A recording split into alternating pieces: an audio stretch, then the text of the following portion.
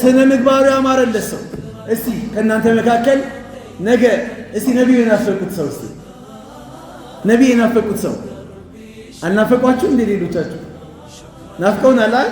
ከእሳቸው ጋር አብሮ መሆን የሚፈልግ ደግሞ ቀጣይ እጁን ያውጣስ። ነገ ከነቢዩ ጋር አብሮ መሆን ጀነት ውስጥ አላህ ያድርገን፣ አላህ ያድርገን።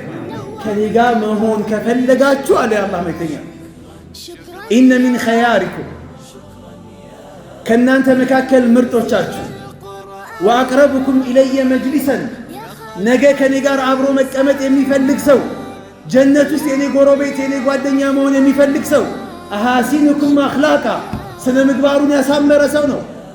ኢነማ ቡኢሱ እኔ እኮ የተላኩት ወደዚህ ምድር ላይ አላህ የላከኝ ዋናው ታርጌቱ ዋናው ዓላማ ለምንድን ነው?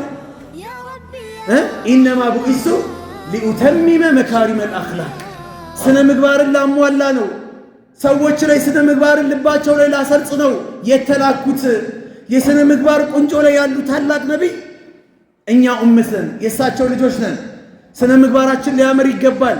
ሙስሊም ሆኖ አንተ ስነ ምግባር ያጣህ ስርዓት የሌለህ አንድ ሙስሊም ሊባል አይገባውም፣ ነውር ነው።